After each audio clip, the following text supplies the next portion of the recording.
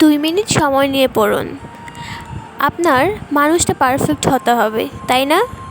খুব সহজভাবে বলি, মানুষ কখনোই পারফেক্ট হতে পারে না, কারণ পারফেক্ট মানেই হলো পূর্ণ, সম্পূর্ণ। পারফেক্ট মানুষের কোনো কিছুরই প্রয়োজন হয় না। কী যেন বললেন? মেয়েটা ম্যাচিউর, বেশি ইমোশনাল, পাগলামি করে সারাক্ষণ, জ্বালায় আপনাকে, তাই না?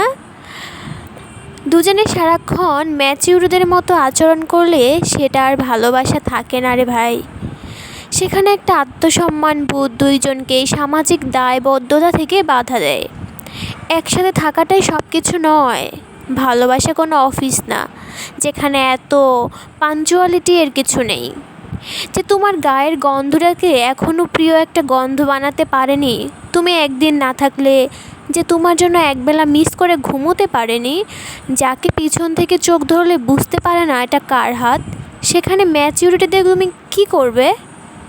ওই যে উলটপালট পাগল মেয়েটা যখন তখন হাঁক করে বসে, রাস্তার উপর দাঁড়িয়ে বলে আমার রাগ ভাঙাও, তারপর তোমায় মাফ করব।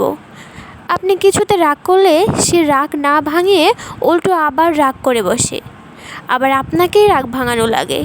যখন তখন সেজেগুজে বলে কেমন লাগছে আমাকে, সময় অসময় ফোন করে বলে তোমাকে দেখতে ইচ্ছে করছে।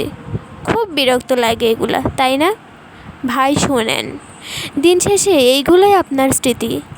আমরা প্রতিদিন যা করি সেটা কখনোই আমাদের স্মৃতি হয় না, কারণ সেটা আমাদের অভ্যাস। এই উলটপালট জিনিসগুলাই আপনার স্মৃতি, এগুলাই আমার আপনার গল্প, এগুলাই ভালোবাসার সৌন্দর্য।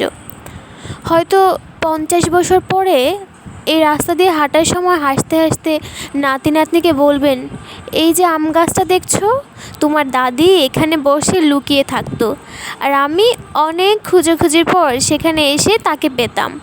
আসলে এই উলটপালট জিনিসগুলোই আমাদের গল্প।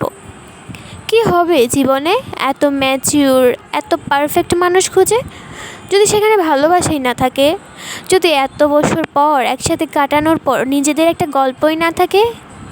শোনো ছেলে, এত পারফেক্ট খুঁজতে যেও না। যদি তুমি মনে করো তোমার মানুষটাকে পারফেক্ট হতেই হবে, তাহলে তুমিও জেনে রাখো সে পারফেক্ট হলে তোমাকে নয়, তোমার থেকে আরও ভালো কাউকে ডিজার্ভ করবে। আমার এই কথাগুলো আপনাদের কেমন লাগলো অবশ্যই কমেন্ট বক্সে জানাবেন কিন্তু।